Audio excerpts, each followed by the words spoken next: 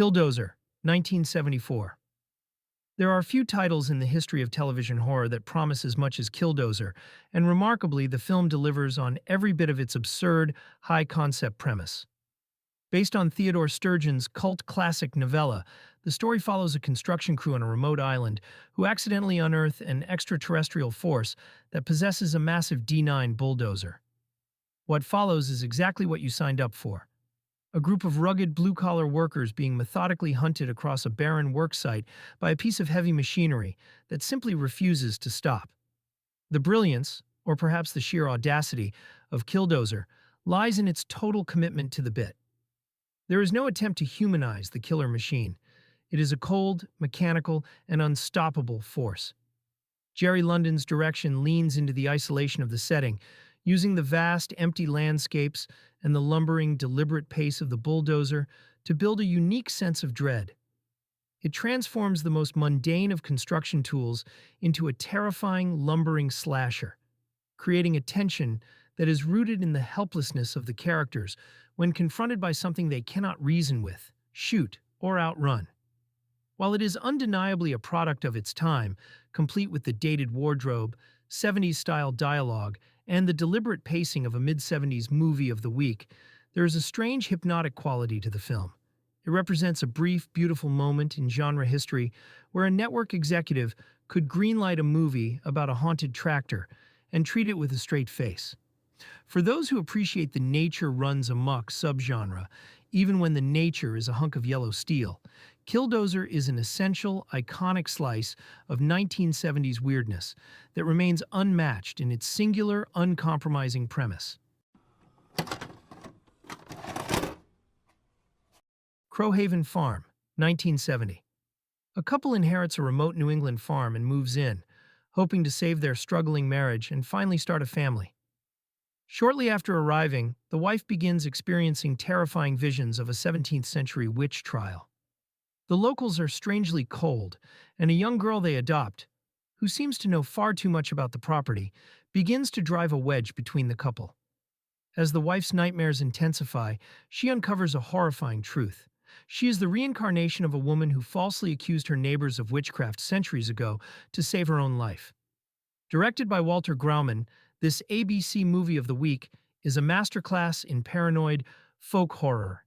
Hope Langa is brilliant as the isolated wife, while Paul Burke plays her dismissive husband, whose skepticism makes him an unintentional ally to the town's conspiracy.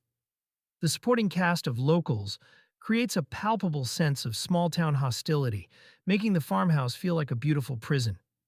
Because it was made for 1970s network television, the film relies on suggested horror rather than graphic violence. The colonial flashbacks use period-accurate costumes and eerie, pressing ceremonies to build dread. The modern-day tension comes from the wife's growing realization that the townspeople are the reincarnations of the very people she betrayed, and they have been waiting centuries for her to return to the farm. Crowhaven Farm remains a standout of the ABC Movie of the Week era. It avoids the campy tropes of later TV horror, choosing instead to focus on a bleak, nihilistic ending where the past literally crushes the present. It is a must-watch for fans of The Wicker Man or Midsummer who want to see where the vengeful village subgenre really took root on American television. Home for the Holidays, 1972. Family gatherings turn tense and unnerving under a veneer of holiday cheer. As relatives reunite, simmering grudges, suspicion, and isolation transform ordinary interactions into moments of dread. Unlike many later slasher entries, horror here emerges from human relationships, subtle threats, and the idea that familiarity can become menacing. The snowy, wintry setting adds to the claustrophobia, with empty hallways, cold windows, and decorations that feel ironic or unsettling. The camera lingers on gestures, glances, and awkward silences, emphasizing the quiet tension simmering beneath holiday rituals. Occasional bursts of violence punctuate the slow-building unease, reminding viewers that domestic spaces can be just as threatening as haunted mansions or isolated cabins. Performances are grounded, giving characters believable vulnerabilities that contrast sharply with the festive context. The combination of psychological dread and seasonal imagery makes this an early and often overlooked entry in Christmas horror. By subverting domestic comfort, it shows how even familiar traditions can hide darkness, proving that the holiday season can be just as terrifying as any winter storm or shadowed mansion. Gargoyles, 1972. This is a strange, fascinating little television movie that defies the usual creature feature expectations. Instead of a mindless monster of the week, Gargoyles presents a race of ancient, intelligent, and oddly weary beings that have been living in the shadows of the American Southwest for centuries. The story follows a father-daughter team of researchers who accidentally stumble upon the gargoyles in a desert cave. What starts as a standard encounter quickly pivots. The creatures aren't interested in mindless slaughter. They're tired, they're ancient, and they've spent their entire existence following a ritualistic cycle of resurrection. What makes this film stand out, and why it's earned such a cult following, is the creature design. This was one of the early career highlights for the legendary Stan Winston. The gargoyles don't just look like rubber suits. They have a tactile, leathery quality and expressive eyes that give them a bizarre, tragic dignity. You get the sense that they are the weary, reluctant guardians of a world that has long since forgotten them. It's moody, slightly melancholy, and captures that specific 1970s TV horror vibe that prioritized a less-is-more approach. The desert settings are effectively claustrophobic, and the pacing is deliberate, focusing on the discovery rather than the action. If you're a fan of practical effects and enjoy movies that treat their monsters as characters rather than cannon fodder, Gargoyles is a surprisingly thoughtful piece of genre history. It isn't trying to be an epic, and that's precisely why it works. The Night Stalker, 1972. A Las Vegas reporter investigates a series of murders where victims are drained of blood, gradually realizing the killer is an actual vampire. Dan Curtis's television movie became a phenomenon, drawing massive ratings and proving horror could dominate primetime. Darren McGavin plays Carl Kolchak, the rumpled journalist whose dogged investigation puts him at odds with authorities more concerned with covering up supernatural truth than protecting citizens. McGavin's performance defines the film.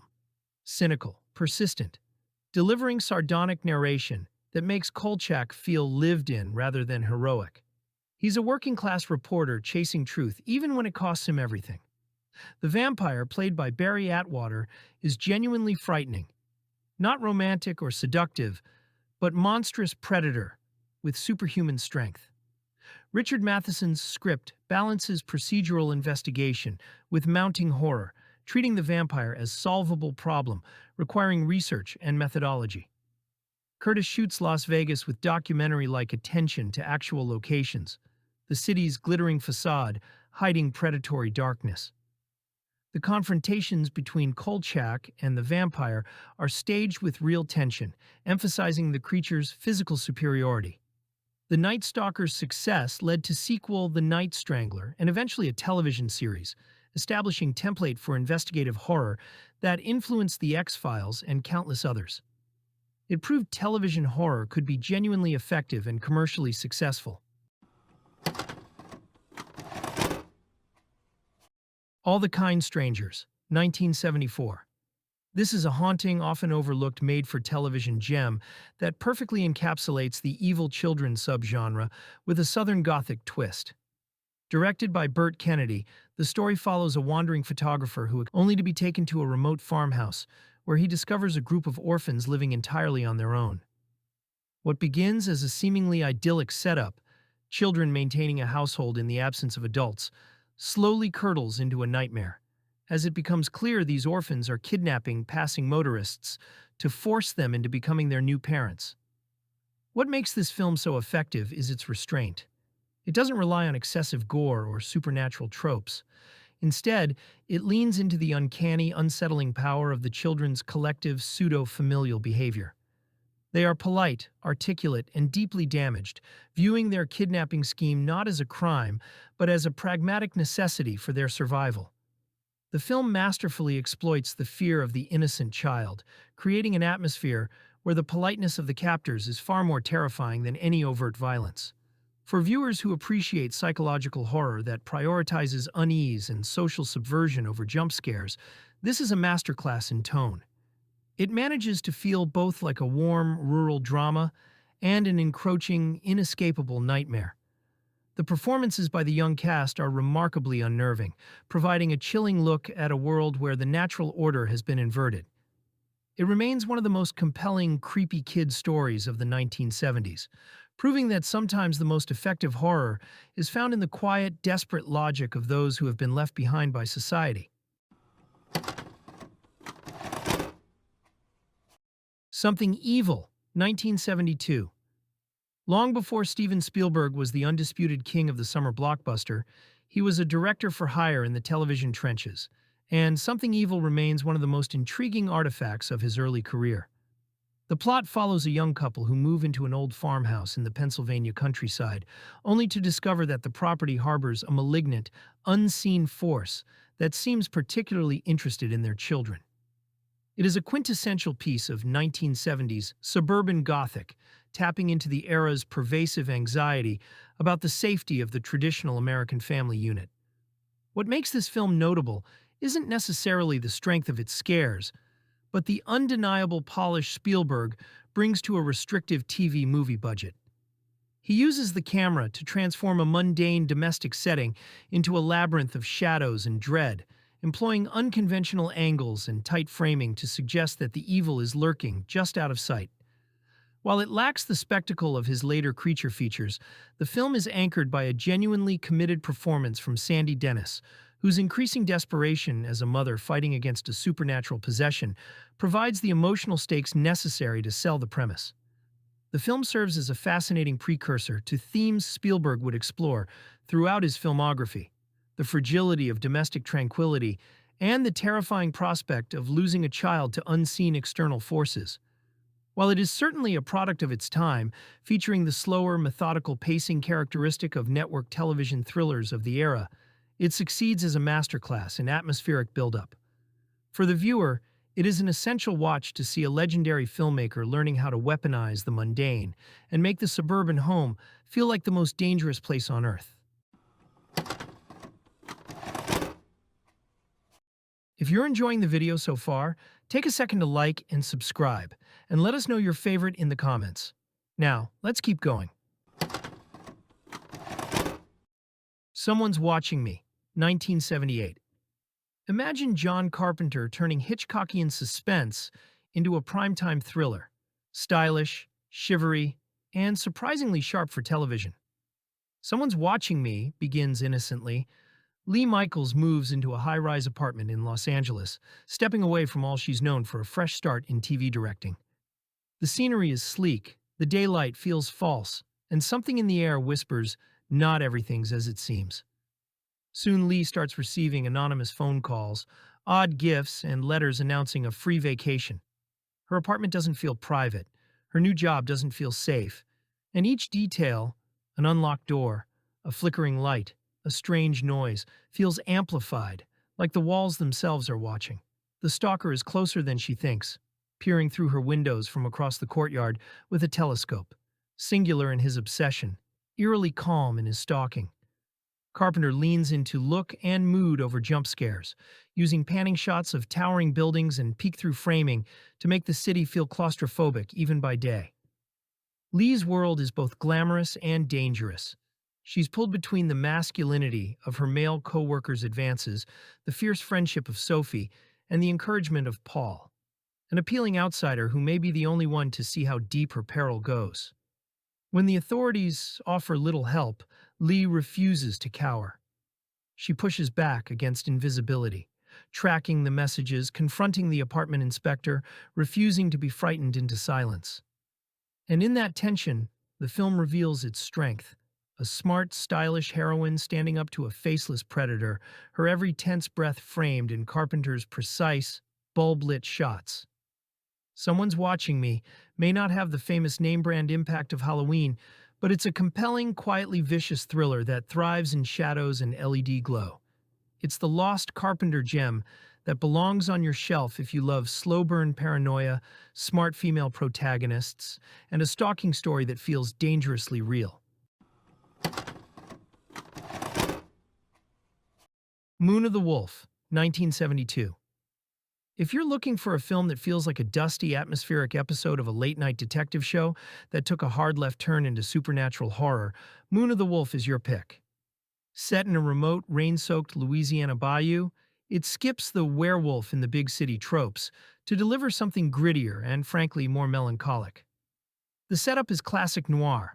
A local sheriff, played with weary, chain-smoking intensity by David Janssen, investigates a series of brutal animalistic murders. As the body count rises and the town's superstitions begin to boil over, he realizes he isn't dealing with a simple wild beast or a psycho killer. The film leans heavily into the small-town secrets angle, where the history of the families is just as dark as the swamp water surrounding them. What makes this stand out is how grounded it tries to be. It's not trying to be a splashy creature feature. It's a procedural with a monster hiding in the brush. The bayou setting creates a suffocating atmosphere that does half the work for the film. It captures that specific 1970s TV movie aesthetic, where the monster is less about special effects and more about the tragic, unstoppable nature of the transformation. It's a slow-burn, swamp-soaked mystery that proves sometimes the most dangerous predator is the one you've known your whole life. Snowbeast, 1977. Produced for television during the height of the mid-70s Jaws craze, this film effectively swaps the open ocean for the frozen isolation of a Colorado ski resort. A local sheriff and a visiting professional skier find themselves hunting a creature that is terrorizing the slopes, turning a picturesque vacation destination into a chilly graveyard. It is a quintessential creature feature, defined by its reliance on a slow-burn mystery and the looming, unseen threat that stalks the periphery of the snowy landscape. The production suffers from the typical constraints of 70s TV horror, where the creature is rarely seen in full to save on budget and visual effects. Instead, director Herb Wallerstein emphasizes the environment itself, the biting cold, the silence of the mountains, and the feeling of being miles away from any meaningful help. Bo Svensson and Clint Walker anchor the cast with a rugged, no-nonsense intensity that provides a necessary groundedness to a premise that, in less capable hands, could have easily devolved into total absurdity. There is a strange, melancholy charm to this film that stems from its absolute earnestness. It is not trying to be a groundbreaking piece of cinema. It is a straightforward, atmospheric monster movie that perfectly encapsulates the threat in the wilderness subgenre that dominated television airwaves for a decade. For viewers interested in the history of the creature feature, it remains a nostalgic, frozen curiosity, a reminder of a time when the terror of the unknown was often more compelling than the monster itself.